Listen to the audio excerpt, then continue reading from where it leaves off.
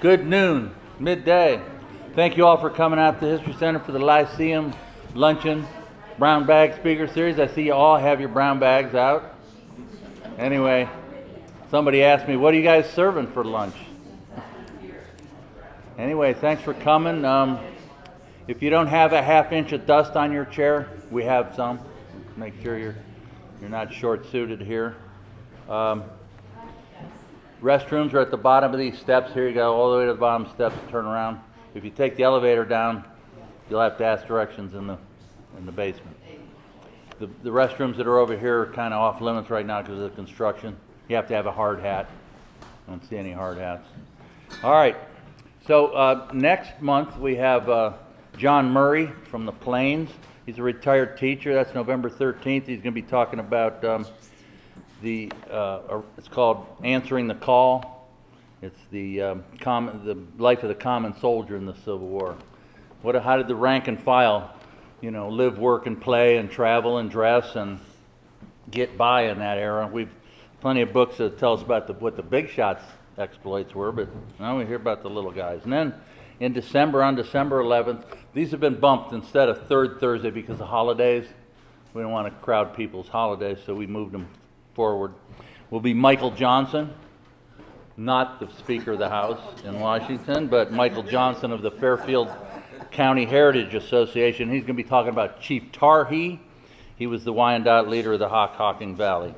But you're here today to hear Dr. T. I'm not going to tell you anything about this rock star. You either already know her or that's what she's going to tell us. So, Dr. T. Ford-Ahmed, welcome. Also, if you're not a member already, I'm going to leave some memberships out here on the table. Anyway, I meant to say that earlier. All right. Go for it. All right. Thank you.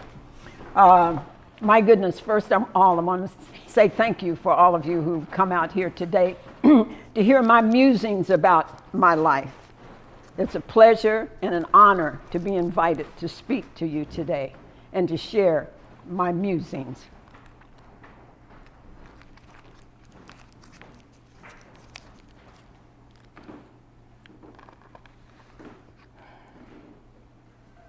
Some of the bluegrass is black. Black enough to know that being colored in all generally, but somewhere between the Dukes of Hazzard and the Beverly Hillbillies. But if you think making shine from corn is as hard as Kentucky coal, imagine being Afro-Latin. In the 1960s, President Lyndon Baines Johnson introduced to the world a section of America that many have referred to as the United States' own third world. And subsequently, he declared a war in that region. Eager to put a face on his war on poverty, a group of media representatives were dispatched to the coal mining areas of Kentucky, Pennsylvania, Tennessee, West Virginia, where the battle much needed to be fought. Now there they found a region that was characterized by marginal economy, isolation, and distinct folk ways, known as Appalachia.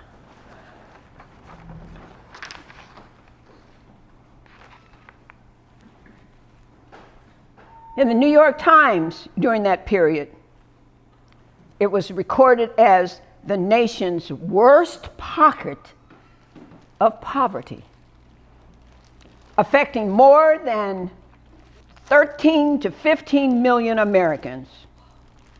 Although rather recently, the mountaineer is being viewed more as a counterculture. And Appalachian studies has been viewed as, well, we'll see now, and been viewed more and more as a unique quality, a thing that exists, a traditional view of mountain people. Literary scholar and poet Frank X. Walker coined the term Afrelachian, replacing the two P's with two F's, to identify a population that is often overlooked in the discourse on Appalachia. And that term does not describe what Arnold Toynbee, back in the day, when he saw the first mountain people in Cumberland, he said, "Ooh, mountain people, ooh." Now they're different. They're latter-day white barbarians of the old world, the Riffies, the Harry A. New. In popular culture, however, those emanating from this region were known as rednecks and mirrored the image of, you remember that old show, Beverly Hillbillies, that I mentioned a few minutes ago, or the country singer Loretta Lynn, who in the mind of many Americans represent the quintessential offspring of this industrial working class. When they think about Appalachia, Loretta Lynn. That's why I have to say, I too am a quintessential coal miner's daughter. And yet many women and men of color from the coal field communities of like West Virginia and Kentucky grew up in the milieu of coal dust. We grew up hog raising, planting, digging, in an all, though encompassing church socialization. That's where it happened for us. Now Walker, the poet I mentioned a few minutes ago, he understood the presence of Black Appalachia. In the following ode to the state of Kentucky in which he was born, he says, Ken, K-I-N, Kentucky, beautiful, ugly cousin, I too am of these hills. My folks have corn-rode, tobacco, strip mined, worship, and whiskeyed, from Harlan to Maysville, Old Dunbar to Central. Our Whitney Young and May Street kids cut their teeth on bourbon balls. And through conspicuously about from Millionaire Row, we have Murphy'd our way down the backstretch, Cassius Clayed our names in cement. We are the Amen in the Churchill Downs and the mint julep. We put the heat in the hot brown and gave it color. Yeah. Indeed, some of the blue grass are black.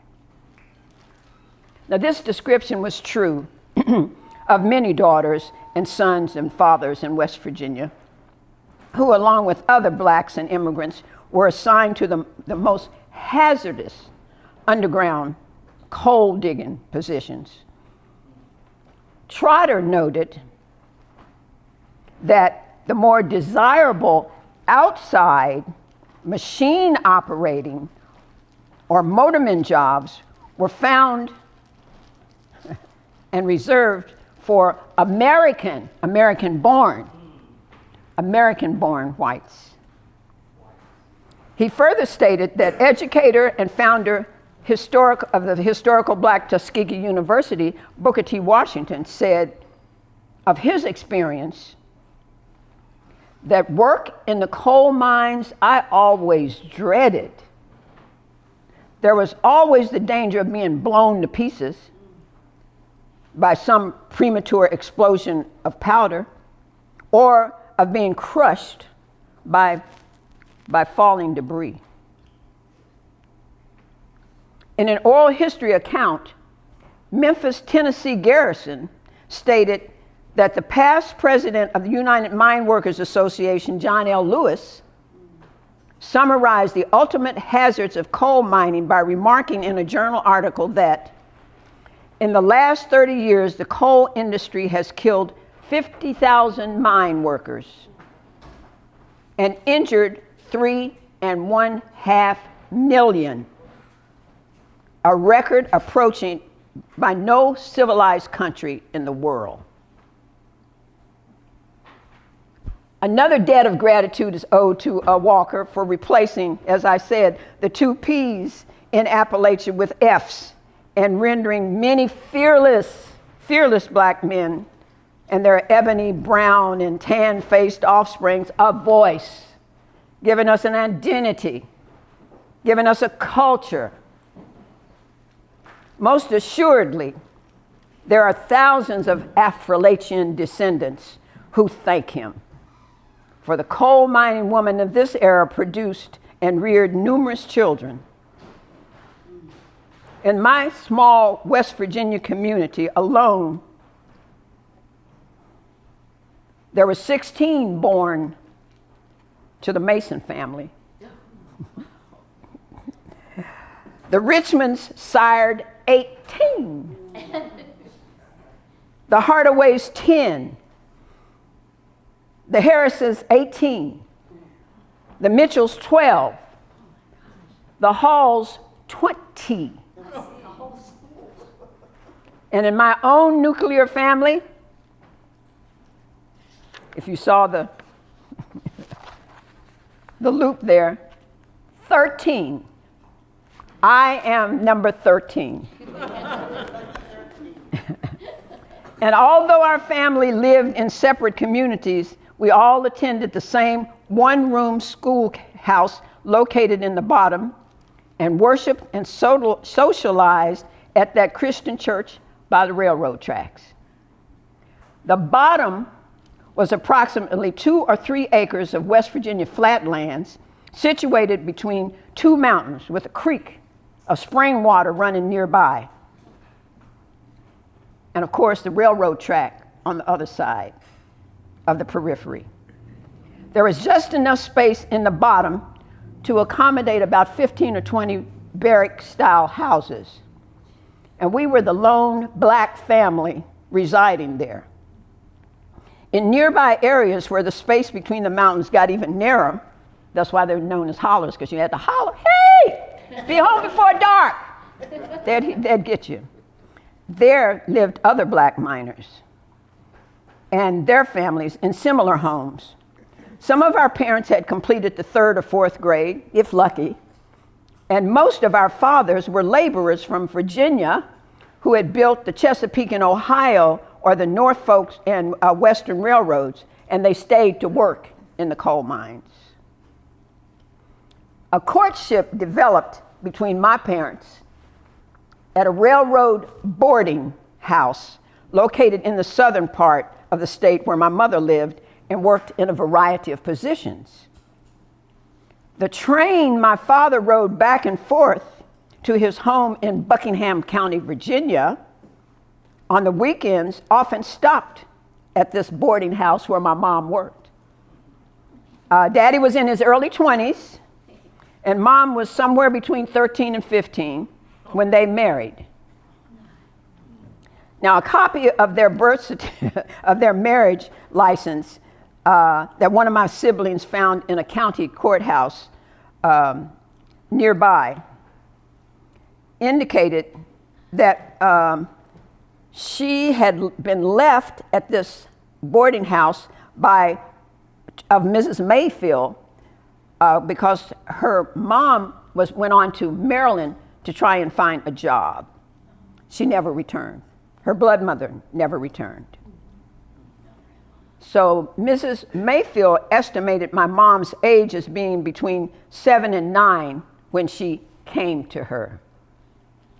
I'm not at all sure why we celebrated Mom's birthday on December 24th, because a record was never located. So I just suspect that's the date she picked that she wanted to be born on. So we always celebrated her birthday on Christmas Eve.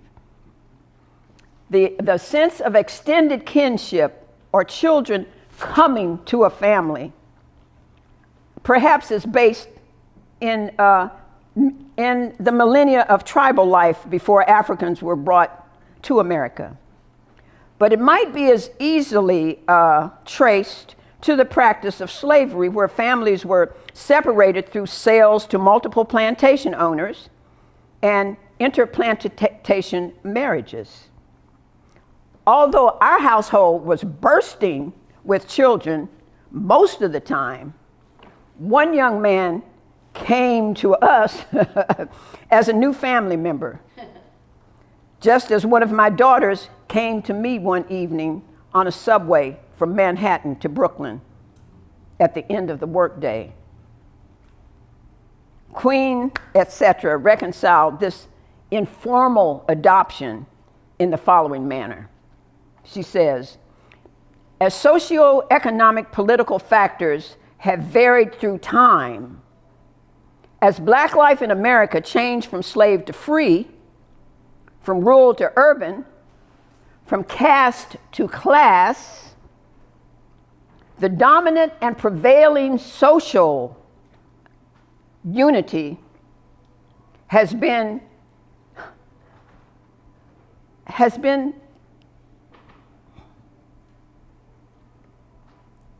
adaptable, an assembly of extended kinship usage, supported by interpersonal systems of reciprocity that can extend throughout the Black community. So taking care of children was tantamount among all Afro-Laitians, regardless of the number of bodies needing nourishment in a household. There was always enough for one more and a flour sack available from which a nice outfit could be made. Yeah. So born as the 13th child and baby of the family, my siblings nicknamed me Brat. Now, none of them have owned up to this, but I suspect that it was my younger brother, because he had been the baby for almost 10 years before my arrival and had received all of the privileges and entitlements granted to one occupying that particular position. My mother was 50-something and menopausal when she realized she was still fertile. Now, I chronicled my mother's age at the time of my birth on a medical form in later years, of course, when I moved from California to New York. And I was searching for a gynecologist, okay? The young doctor who examined me looked at me suspiciously when he was perusing my paper. He said, "Wait a minute. That's impossible. I would have read about your case in medical school." And I suppose he would have, had I been white and not been born in the bottom. Okay. As Walker iterated above, some of the bluegrass is Black enough to know that being colored and all is generally lost. Yeah. Lost perhaps were birth certificates and records and of menopausal births and other unwritten histories, but imprinted in the memories of the offsprings of those in those mountains is rich. The cultural tradition is rich and embedded in the soul. Many young people who were reared there left the area in search of jobs and a career. Available work was non-existent for many of these descendants unless they too wanted to enter the underground as diggers or went into household servitude for coal barons or other industry stakeholders that were there. Many young men tried the mines, hoping to remain with their families. But as with my brothers, they only lasted 2 to 4 weeks in that hot underbelly of the mountain. These limited opportunities resulted in 9 of my siblings and most of the sons and daughters who attended the church by the railroad tracks joining the military, going north to manufacturing jobs, or leaving to work as secretaries in offices in Washington, D.C. My brother was 17 and I was 7 years old when my family left the bottom in the early 50s and moved to a small community approximately 25 miles from Charleston, an urban area, and West Virginia's capital city. It too was a community of industrial workers, coal miners, and a few semi-skilled government workers. However, unlike the bottom, there were a number of black families interspersed throughout this community. My brother and I were the only 2 remaining in the household now. For the first time in my life, I had black schoolmates and playmates living in my neighborhood. I didn't have to wait until gathering at the church on Sunday to see them. I was in heaven. Although some of my neighbors and playmates, as in the bottom, were white, we attended segregated schools and churches. Despite these separations, there was a shared sense of community where many cared for and assisted neighbors in bad and good times. My parents, who had, out of necessity, raised a large garden in the bottom, continued to do so in this community with only 2 of us at home. But they were used to that digging, potato peeling, fruit preparation, and my mom's canning for the winter. I was sometimes dispatched with a blackberry cobbler or a peach cobbler to the house of a neighbor who had fallen on hard times or who was ill. With only my brother and me left at home now, food was always in abundance. And my mother was known in the neighborhood as a super cook, a canner, and a winemaker. She made wine for all of the churches, white and black, and she could make it out of anything. Dandelions, peaches, apples, and of course we had a great grape orchard, green and blue grapes. She was also a quilt maker. The aroma of her baking bread, boiling beans or greens prompted many of my friends, black and white, to extend their playtime at my house so they could have a dinner. So my mom fed everyone and anyone. She was known as a good Christian woman, a label synonymous with excellent homemaking skills, by the way, charity, and also trustworthiness. As the 13th child, with better opportunities than my elder siblings, who grew up during wars and Korean War conflict, I attended college in Chicago and moved to California in the late 60s, where I began my family. And when my parents entered their twilight years, however, I moved to New York to be closer to them, and then eventually back to West Virginia following my dad's death in 1988. My daughter, and the one who came to me via the number 7 Express from Manhattan to Brooklyn, were approaching adolescence and their teen years. So they found this new mountain environment different, but welcoming. That was kind of nice. They referred to their circle of acquaintances as family. Passers-by spoke to them, smiled. Now, this was a new phenomenon for two city-bred girls.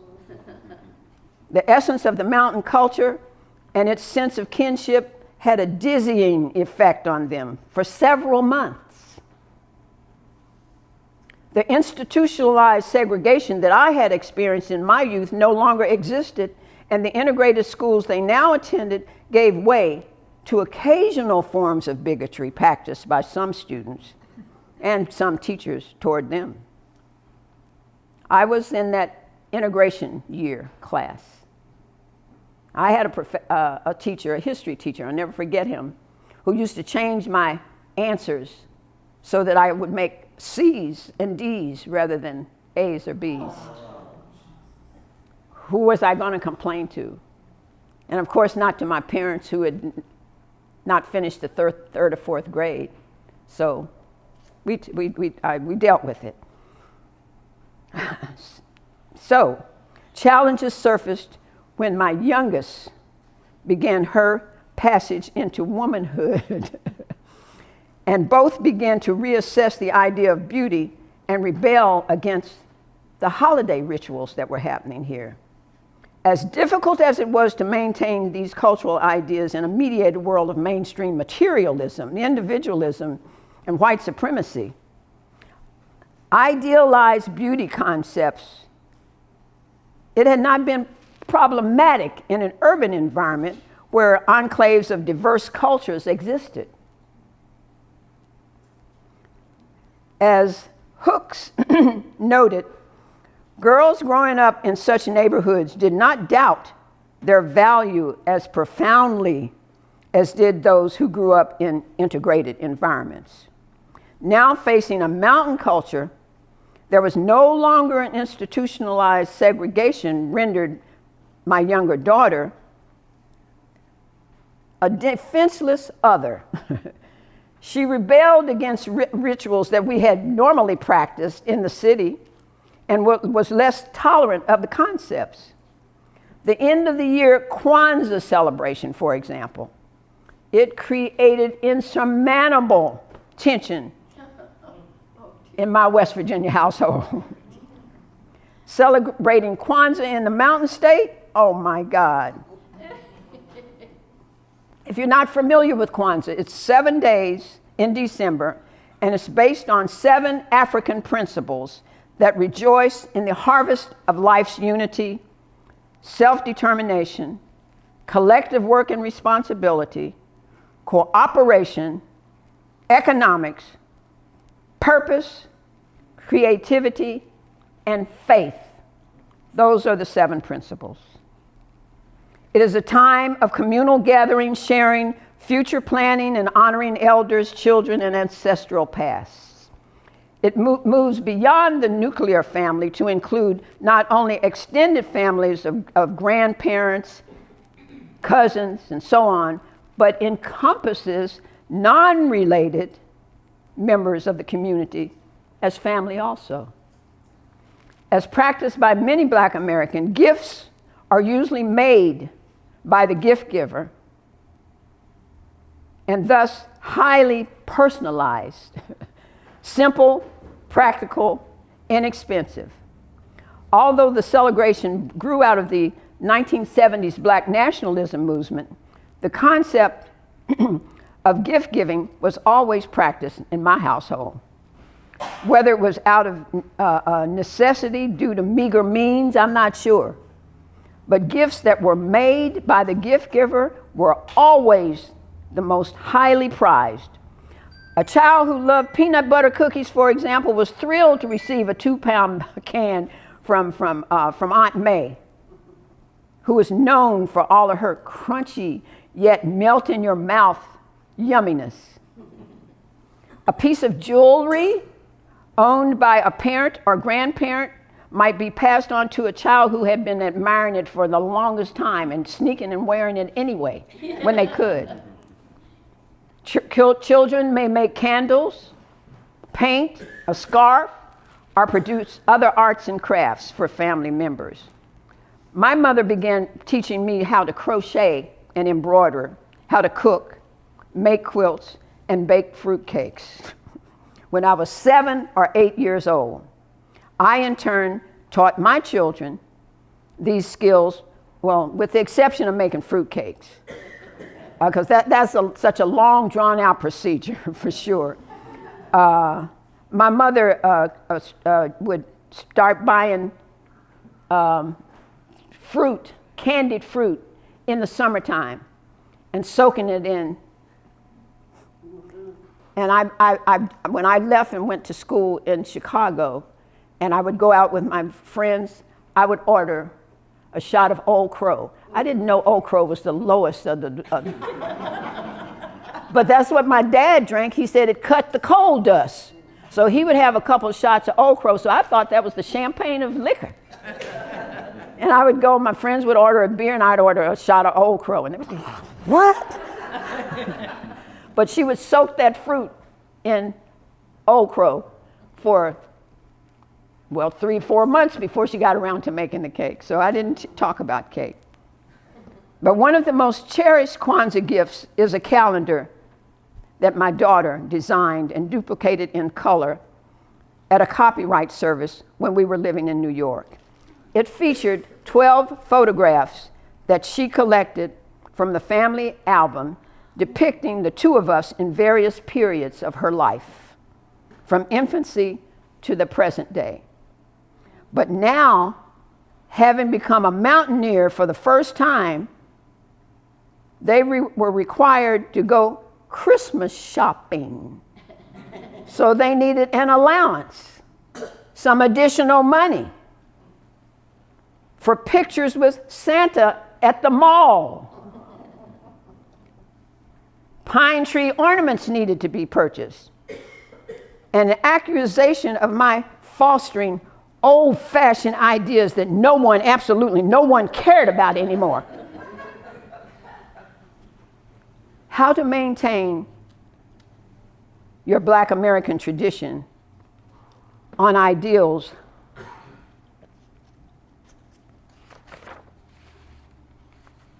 of non-commercialism, community sharing, caring, and spirituality became troublesome and otherwise combative. It deteriorated into arguments peppered with, well, how come? Why not? No one else does it. To, it's a ridiculous holiday anyway. And it's out and out embarrassing. Tension was high, despite my neighbor's attempt to mediate. Oh, well, I think it's a wonderful tradition. But we should get a tree. Yeah, let's have a tree, let's have the ornaments. I've always had a tree, and they mustn't be that different from their friends. Mediation. Mediation occurred on their behalf. An angel of reconciliation intervened in the form of a 6th grade English assignment that directed my offspring to select a word that exemplifies the holiday spirit, explain its origin, its meaning, and how it is celebrated by your family during the Christmas season. My exasperated 10-year-old complained that everyone was writing about Jesus, the manger, and Noel, and Santa Claus. She didn't want to duplicate what they were doing. She wanted something different. Ooh. So I said, how about Imani? Imani, that's her cousin's name. And coincidentally, it's the 7th principle of Kwanzaa. Means faith. Imani, her cousin's name. An initial response was total laughter. The thought of writing about the cousin was first amusing, then intriguing, and finally, pretty neat. The unequivocal deciding factor that the Kwanzaa reference book that discussed Imani as a principal was on the shelf on the sun porch. So a trip to the public library wasn't necessary. She could just go get the book. And the photograph of her cousin attached to the essay won all kinds of accolades in the classroom. She was asked to read it in front of the class. So that experience had a lasting positive effect on my daughter's self-esteem and her self-expression.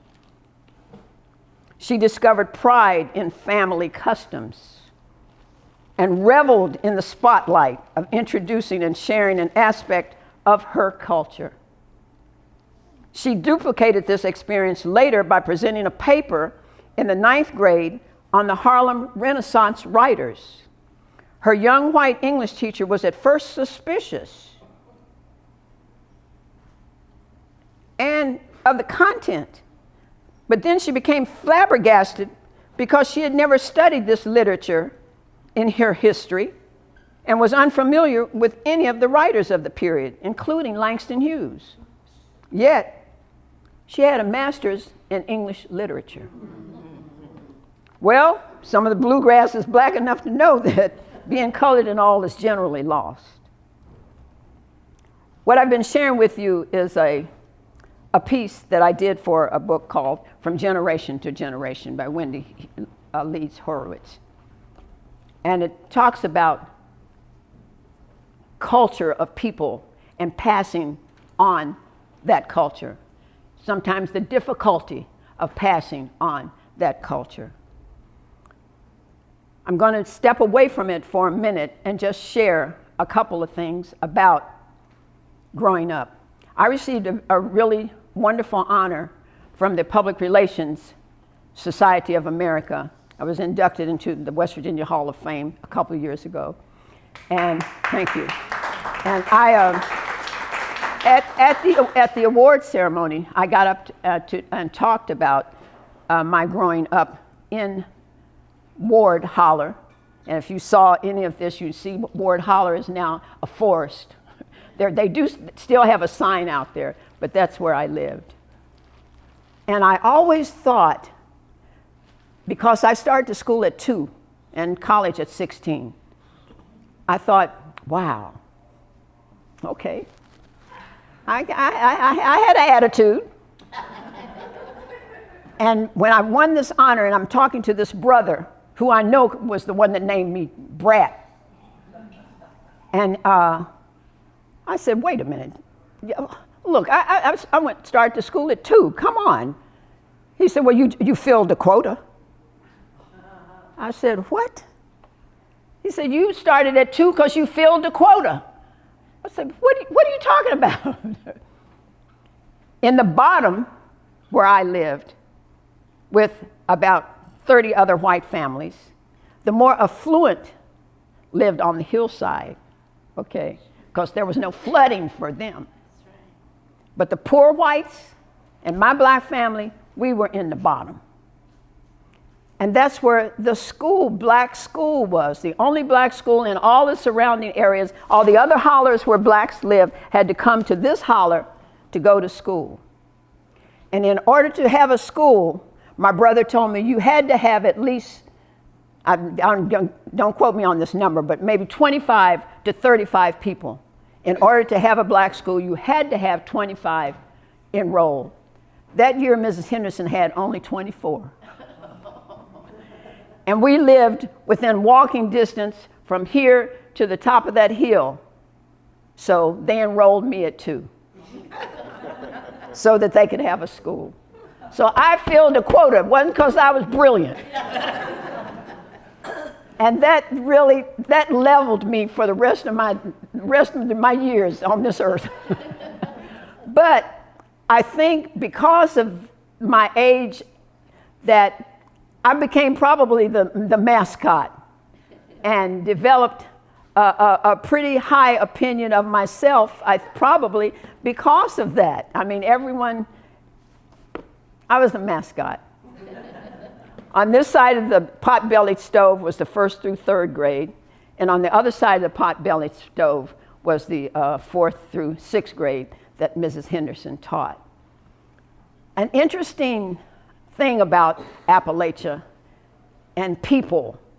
People are people, and people kind of come to each other out of just regular humanity. I know that I showed you my best girlfriend was Barbara Jean Wilkerson, okay? She lived across from me, and Mrs. Wilkerson was one of my mom's best friends, and we all cohabitated together. I remember them coming borrowing cups of sugar, a cup of flour, because Dad had the food. He had to have the food. So everybody knew if they ran out of something, go see Miss Ford. She probably got some of it in her house. In this school where I attended, all of the blacks from the other places had to walk there, some maybe 5 to 6 miles, to come to this particular school. As I said, the more affluent and those with money, whites lived kind of on the hillside. And of course, that's where the white school was, brick building on the hillside. So they would come from this side of the hill to go to this side of the hill to the school. The blacks would come from the bottom going this way, headed toward their hollers. And relentlessly, somebody, this was told to me by my 95-year-old brother, who I lost about 5-6 years ago. He said every time they would leave that school, the whites would come through, and one of the kids from his school, they'd get their butt beat. Okay? That happened almost every day. He said that was until the Richmonds moved to Mill Holler, and Penny Richmond started coming to school. There was something different about Penny. They all knew. Penny was about 8 years old. One day, after he had enrolled, heading home, they came to attack someone. He said, I was never afraid. He said, because I had a slingshot and I could hit anybody 50 yards away with my slingshot. But they attacked the boy, and Penny grabbed that guy and beat the sniffings out of him, left his nose bloody and everything. And we could not believe it. And then picked up and brushed himself off and walked on home. Well, that did not bode well in the neighborhood. So, 2 days went by. And when they were leaving home that day, the older siblings from the junior high school came to meet us coming from elementary school. And my mom, who could see what was happening, left the house. You know, they wore those long aprons in the front. And she walked out to the scene and put her hands behind that apron. They didn't know what she had under that apron. So things dispersed and they went home. That night, the Klan came out. My brother said he sat on the porch with his slingshot. Papa sat toward the front of the porch with his shotgun. And you couldn't march around our house because the creek was in the back. So all they could do was march back and forth and back and forth. And they marched back and forth until the cross burned. Wow. Went on home. That next morning, Maud was at the house early. Florence, you know, that was Jim up in front with the torn thing. And then and one in the back that was dragging the so-and-so. So interesting relationship. And yet, my dad was the only black man that could go into Cedar Grove and go into their bar and have a shot of Old Crow. The relationship, but I think out of probably, I'm often trying to ask my brother, well now, how with that relationship and mom feeding the community. What? He said, well, they felt they had to do it. They had to do it. They weren't going to harm anybody, but out of the structure of the whole, what, America maybe? They felt that they had to make that march, even though they knew they were going to be sharing a drink with Dad the next day. And Maud came over to tell Mom about it, and they laughed about it. Relationships in Appalachia and communities, it's interesting. Interesting. And I experience it in my travels abroad. I've been to many, many places, even to, not to Greenland or to Australia, but to most of the other places. And I spent about 3 months in China, and I was a runner back in the day. I had to get out there and get my run in order to get my brain functioning and high. And I would start running there in Guangdong, and people would stop. They were so startled to see me out there. I began to develop a consciousness about it, because I saw one guy on his bicycle run into a building when he saw me. And I realized all I had to do was speak or say something. And we have learned some Chinese, you know, how much does it cost? Where the bathroom? Those kind of things, you know. And whenever I passed by anybody, I would say ni hao, just to greet them. Eventually, and in many parks, when you're in these, I would say, in the Appalachians of China, you pass a park and there's going to be 40 or 50 people out there early in the morning, doing their exercise. They start beckoning me, stop running, you know, come on over here and get your real thing on, you know.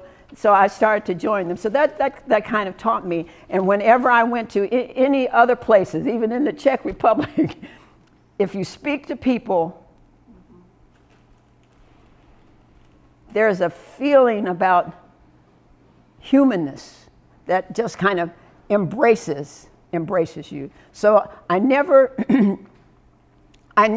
felt odd anymore about going out running. And I found out that I could help people. Right after Glasnost happened, I had 12 kids trying to get them out of Appalachia, because I had an interesting thing happen. I brought a public relations student group to OU 1 year for a conference. And as we were coming across from Parkersburg, one young man said in the back, "My God, this is my first time across the state line." And a lot of others said, yeah. I said, oh, Lord. So then it was always my wish to take more out of Appalachia. And this year we were the 13, well, they called, no, that's another story. But, we went to Moscow. And I was running in the park. At that time, Glasnost had happened, so there was not a government cutting weeds and caring for things. They were in transition, trying to figure out what was going to happen. And as I was running through one of the parks, there was a nude woman coming through the park crying and bloodied.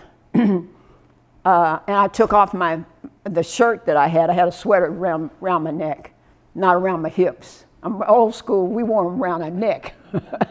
Took it off and put it on her and sat with her until she could get herself together.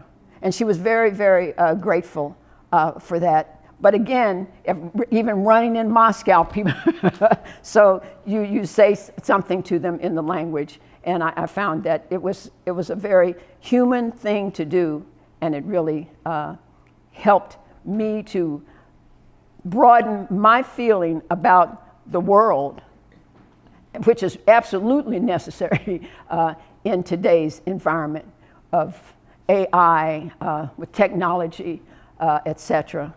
I always now have to have my grandchildren come and help me figure out something with my telephone or with something.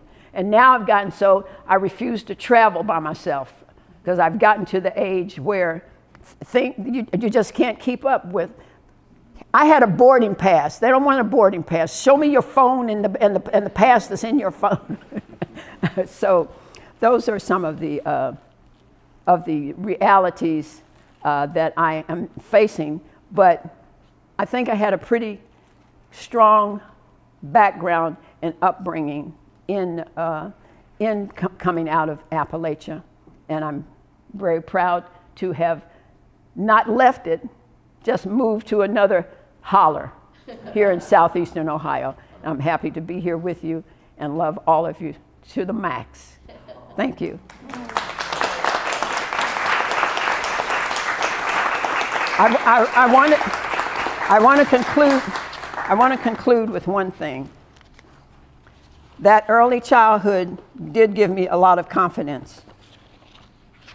And the teachers that I had early in life grounded me to the point where I think that's what led me to look into communication. I was always told to write, to move forward. At that time, there was something called declamatory contests throughout the country. I think now it's part of the debate and all of that thing. But back in the day, there was declamatory contests. And I won the state championship in junior high school by doing a piece that I want to share with you today and try and get this ego back up where it need to be, because it's declining fast the more years I put on, okay? This was my signature junior high. I did a piece, I think we were at Washington High School in London, West Virginia, called Creation.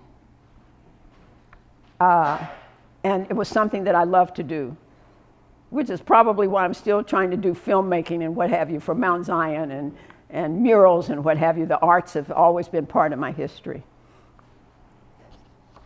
The Creation by James Weldon Johnson. And God stepped out on space and he looked around and said, I'm lonely. I'll make me a world. And as far as the eye of God could see, darkness covered everything, blacker than 100 midnights down in a cypress swamp. Then God smiled, and the light broke, and the darkness rolled over to one side, and the light stood shining on the other, and God said, ooh, that's good. Then God reached out and took the light in his hands, and God rolled the light around in his hands until he made the sun. And he set that sun ablazing in the heavens. And the light that was left from making that sun, God gathered up in a shiny ball, and he flung it into the darkness, spangling the night with moon and stars. Then down between the darkness and the light, he hurled the world. And God said, ooh, that's good. Then God himself stepped down.